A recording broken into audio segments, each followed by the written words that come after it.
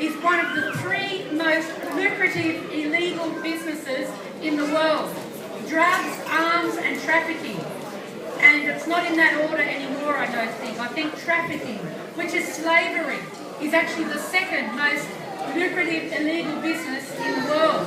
So there are people all over the world, men, women and children, who are being forced into labour, into sexual servitude, into all sorts of terrible situations against their will. And the reason Lorena's asked me to say something is because one of the projects that I work with in Malawi with the Salvation Army, we work with children who've been trafficked. And these are kids under the age of 18. And in Malawi, there's about 6.8 million children, and only 26% of those kids finish primary school. So there's a lot of poverty and a lot of unemployment. And there are many, many children who are trafficked. And I want to tell you about 3 of those kids so that you get an idea of what you're donating your money for tonight. If you can't hear me, please come forward, because I do feel like I'm shouting. In Malawi, it's really easy to traffic children because it's landlocked and we're surrounded by 3 countries, so it's easy to get kids in and it's easy to get kids out. And the Salvation Army runs a program where we can accommodate up to 40 children who've been trafficked. And I'll give you an example. Jennifer was 12 years old when I met her 3 years ago. She's almost 15. She was sold to a brothel. She's an orphan, no parents, and her sister sold her because of poverty. So she was sold to a brothel, and we discovered her as a 12-year-old working as a prostitute in a brothel. And that's how she was spending her days. And so she came to the Salvation Army. 3 years later, a friend of mine is sponsoring her to go to school. She's a difficult kid, but you can understand why. And we're just aiming to keep her in school. But she's been at school for 3 years, and she's doing okay. A little girl that I met in May, her name is Shakira, and she's 6 years old. And she came to us because the locals found out that she was working in a brothel. And she's 6 years old. And I believe there's a 6-year-old here today. Is that right? Yeah, Allegra is 6 today. And this 6-year-old was working in a brothel, serving men. Can you imagine? And so she's with us, and that little girl identified 2 of those men, and they're both in jail. One more story. Victor is a lovely young boy. He's now 17, and he was trafficked twice. And what that means is he's taken against his will. So the first time he was kidnapped, and he was in a truck, and he was taken to another country. But he jumped out of the truck, he ran away, he got back to Malawi, and they brought him to the Salvation Army. A few years later, he was trafficked again by deceit. And that was because a man told him, if you come with me to another country, Tanzania, I will find you work, I will send you to school, and you can live with my family. So Victor went because he was really excited. When he got there, he was 15, he was sold to a farmer to work in a tobacco farm. And he was working from 6 in the morning to 4 in the afternoon, sleeping with the animals. I'm not making this up. This is how these kids live. And he eventually ran away. This sort of stuff is happening all over the world. If you've seen that fantastic movie called Amazing Grace, which is about the Wilberforce who helped end slavery back in the 1800s, I think, I'm not sure. Slavery hasn't ended in the world, and it happens in Australia. In Australia, in Sydney, the Salvation Army runs a house for women who've been trafficked, women who've been bought here by Australian men and sold into brothels and are forced to work in brothels. It happens in Sydney. I don't know if you can believe that, but it happens in Sydney. So Lorena has chosen an organisation called A21 that she wants to support because trafficking is on the rise around the world. And one of the reasons it's on the rise is because people don't know about it. And probably here tonight, some of you are thinking, wow, I never knew this happened. Slavery in 2013. It happens all around the world, even here. And poverty is a big cause of it. So please, we have got great lives here. There is no doubt about it. I've lived in Malawi for 3 years. It's one of the most undeveloped countries in the world. I can tell you, you have a good life. No matter what it is, you have a good life. So please be generous and support Lorena's birthday by donating. And you can put it in here. And we want to see as much money as we can to contribute towards this whole goal of stopping human trafficking. I think that's all I want to say about it.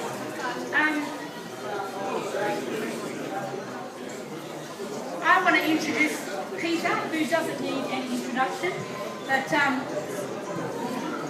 I just find this a real honour tonight. You know, I'm not a married person, but when I look at some of my married friends, sometimes I'm really thankful that I'm not married, because I think, really, I've got it much better than them. But the exception, and there's a lot, is Lorena and Peter. Because when I look at their marriage, I think, wow, they've got it right. Don't you agree? They're a great couple and a great family. And I just want to introduce Peter, who wants to say something to his wife.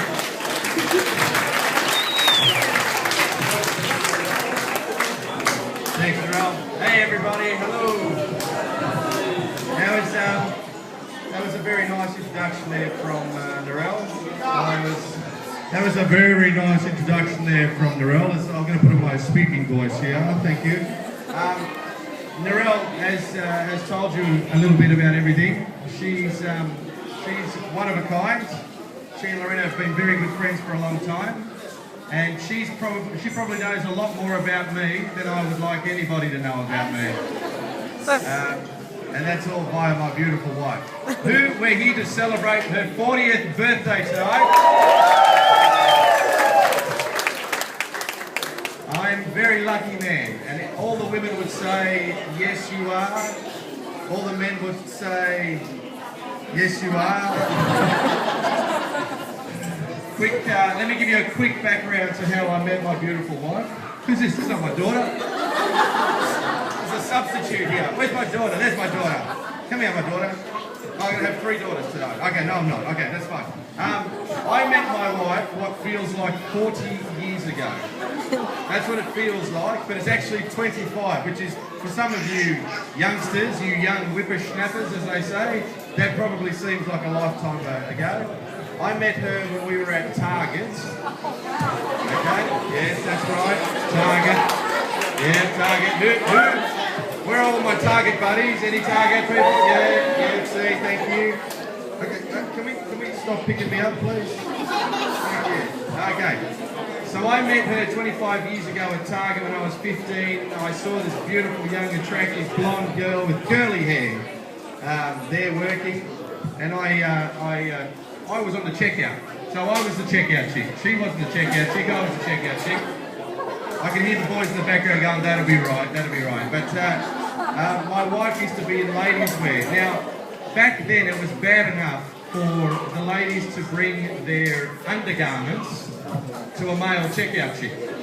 That was hard enough for the ladies to do on a Thursday night. It was harder still when Peter hadn't seen Lorena for a little while and Peter wanted to see Lorena. Back then you used to ring the bell and call price check, right? So I would hold up this poor woman's bra or something like that, ring the bell and say, price check. And the woman would be there cringing, you know, just saying, I hate this bloke. I will never come back and shop at this store again. And along Lorena would come, you know, after they announced to her. And all I would do is just sort of say, hi, how you going? You know, could you just tell me what the price? Can you confirm the price? The price was there. And I had to confirm the price. There was Lorena, beautiful that she was. And I'd say hello. She didn't notice me. That's just all part of the fun. But then some years later, as you all know, she fell for my spell eventually. Yeah. I think she ran out of other people and finally I got through to her. Anyway, 3 kids later, this not being wonderful, but that's okay. For now, that's okay. 3 kids, okay. 4 kids now, 4 kids, okay. 3 kids later, 10 years on, and I've got to say, guys, I am one of the luckiest guys going around. I can say that tonight honestly. My wife is a fantastic wife. She's a fantastic mother to our children. She's a fantastic daughter and sister to people I'm sure most of you would say a fantastic friend to most of you as well. I just want you to know that tonight, this is the selfless nature of my wife. She truly wanted to put this gig on, this little party on, this soiree, this cocktail party, for the sole purpose of trying to raise funds for this organisation. And so can I again also encourage you guys just to think about what you're going to do and donate kindly, especially if you're drinking my wine, which you don't have to pay for. There you go. Now, I just also want to say one last thing, apart from my beautiful, beautiful wife. I have a beautiful, beautiful daughter. I have two actually, but one today in particular. Can I pick you up? Come here. Okay. Now, guys down the back, can you see this beautiful girl with the cheeks pressed up against me? This beautiful girl is Allegra. Allegra is 6 years old today. Isn't that great? And I think I've mentioned this joke already a couple of times to a few people, but if the song It's My Party and I'll Cry If I Want to applies, it applies tonight. So, but I just want to say happy birthday to my beautiful girl. She's wonderful. She's a gorgeous little girl, and she's Daddy's fantastic friend. And I love you. And we're going to say happy birthday to Mum all together. Ready? 1, 2, 3. Happy birthday, Mum! That's it for me. Hope you guys are having a good night.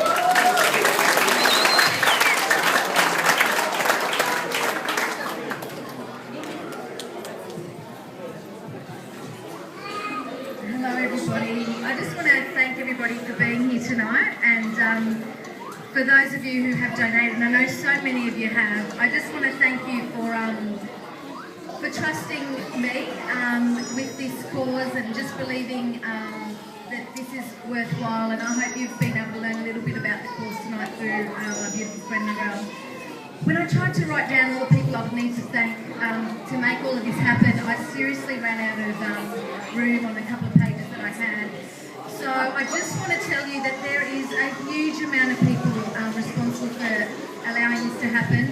Every person who has served you tonight is a volunteer. Guys in the kitchen, I don't even know if they can hear me, but I just want to thank them. And if we can just give them a really big clap. That's you guys in the kitchen. And I'm reluctant to name names because then I'll disappoint. But can I just make mention, I will anyway, my mum who's done so much to support this, from the girls' dresses to, you know, just entertaining every creative idea I had. Narelle came all the way from Africa just for me. I mean, her mum's 80th birthday had maybe something to do with it, but I'm taking some credit for that. I've had people travel from quite a distance to, you know, not Malawi, but Central Coast. You know, that's pretty good. Thanks, Bill and Effie. From across the bridge, thanks, Ashley. So also just want to say thank you so much to Peter, just for supporting me and everything. And really, words can't say enough about this husband of mine. Anyway, I just want to acknowledge my sisters, my in-laws, my parents, all my friends that helped. And we will cut the cake, and I'll change the order of things because I just tend to do that. So bear with me. Can the people who own these children, 2 of them being mine, deal with them? Okay. Where is my father? Because this is relevant to him. My father's here. He's actually listening. Can I tell you guys something? Can everybody hear me? This is really important to me. 10 years ago I got married. Most of you were there. And there's something I didn't do 10 years ago. And I have regretted it ever since. And my poor husband has heard about it many, many, many times ever since. And I don't even know if my dad knows, but I didn't dance with him on my wedding day. And I am not going to live a life of regrets anymore. and I'm going to make sure I have that regret no more. And I've asked our beautiful friend Dom to sing a song that I know my father loves, and thank you, Dom, so much. Dom has been practicing this for weeks on end, and really thank you, Dom. So Peter's going to play the piano, Dom's going to sing, and I'm going to ask my father to have this dance with me.